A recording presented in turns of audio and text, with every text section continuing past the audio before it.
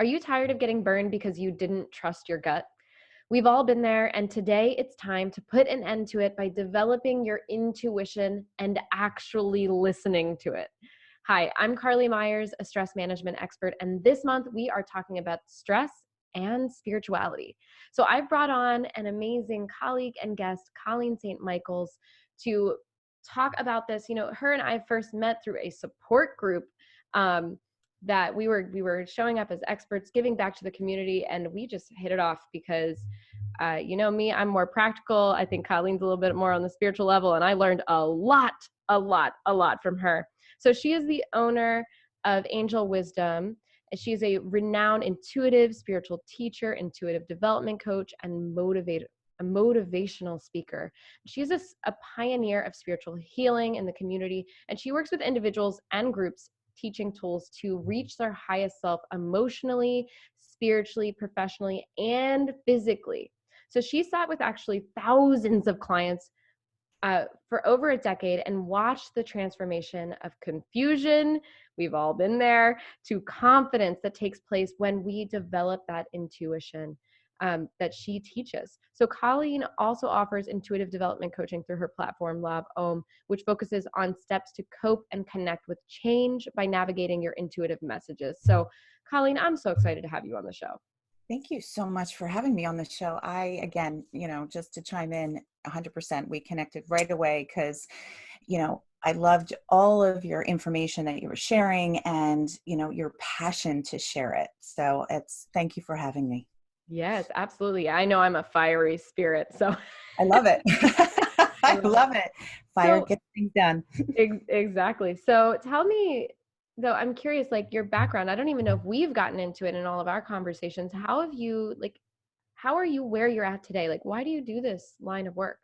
It's an amazing question because I often ask myself that when I pinch myself and say, thank you for allowing me to live my passion, my purpose, and what is profitable for my world that I live in, our three Ps.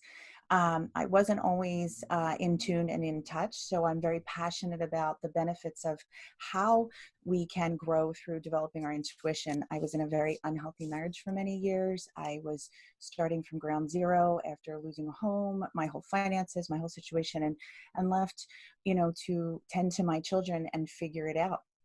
And if it wasn't for my intuition that was guiding me in the work with my angels, I can't say I could be where I am today if I hadn't gone and taken that leap out of that fear space, out of that space of unhappiness and, just getting by and getting through life rather than co-creating with life.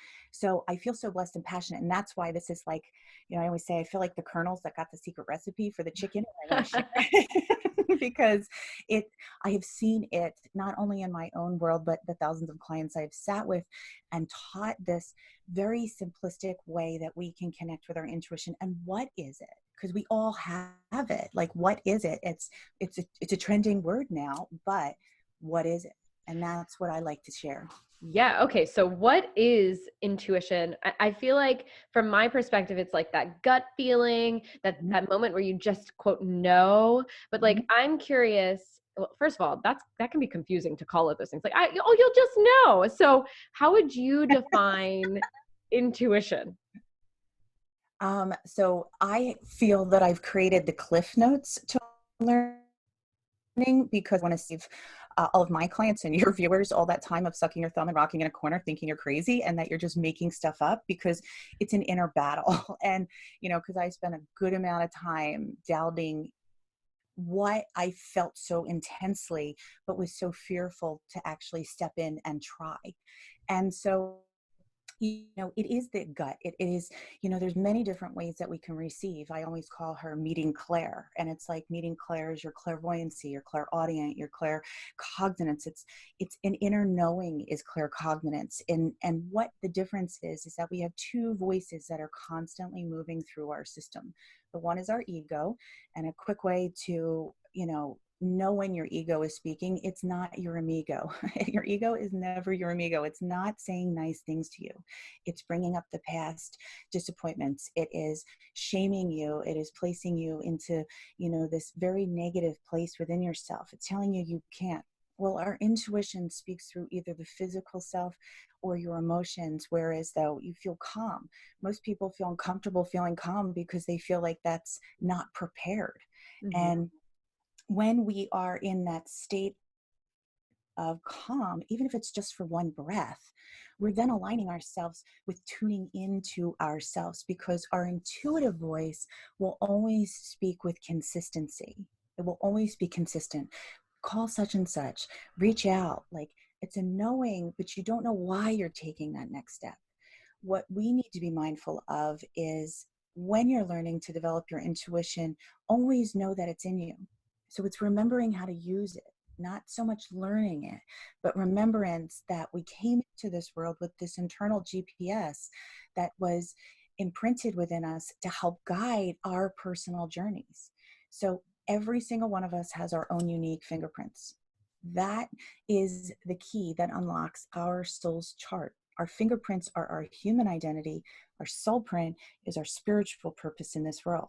So when we are connecting in and listening to how we receive, we are then paying attention to what our soul is speaking, what our gut, what our purpose, what our path, our passion, what it's saying. And often we don't want to listen to our intuition, Yeah. but it's always speaking. So would you say like a great way to start developing your relationship with that intuition, like would you say that would be slowing down and Yes. listening? Mm-hmm. So, all these things, when I hear them, they're just so organic to me now, but I remember hearing them in the beginning and feeling like it was a foreign language. So how I can describe it is this: we want to understand that the intuition is always speaking, and take a breath. You can't find answers in chaos. So just pause, breathe, take that breath, and then ask yourself the investigative question: what is not aligned with my life? What do I want? It's not from the outside that you're going to find it. It's from the inside. And just pay attention to what your body is saying, what tingling comes up.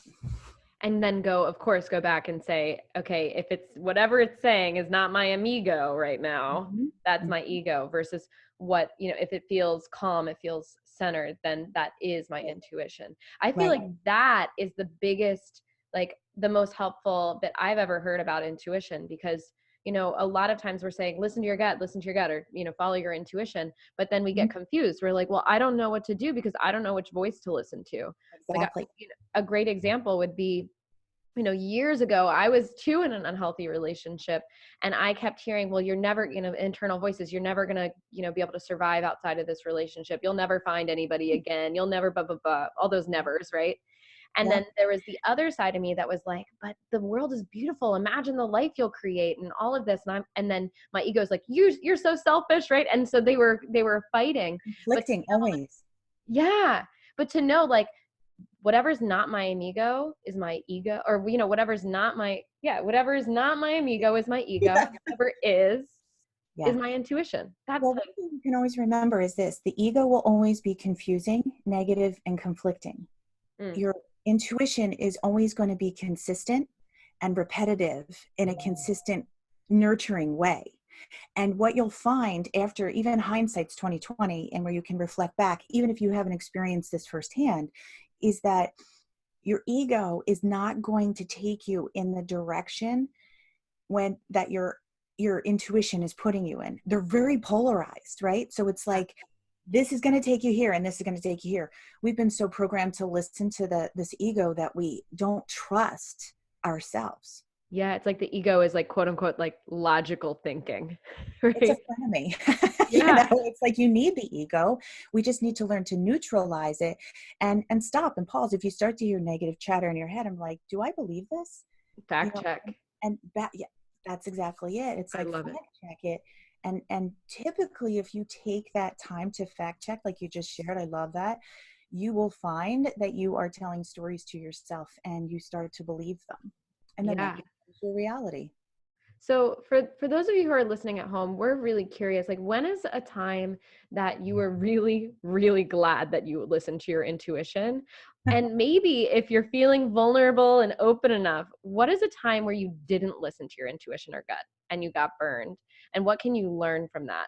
So we want to hear, just let us know in the comments below, because I Yes. have a feeling this is going to start a really interesting, good conversation. Now, this concludes this episode of the Stress Less Show. If you've enjoyed this week's episode, let us know by giving us a big old thumbs up or hitting that follow or subscribe button. Thank you guys for listening. And thank you, Colleen, for coming on the show. This was absolutely a pleasure. Thank you so much for having me. Awesome. All right. Well, we will see everyone next week.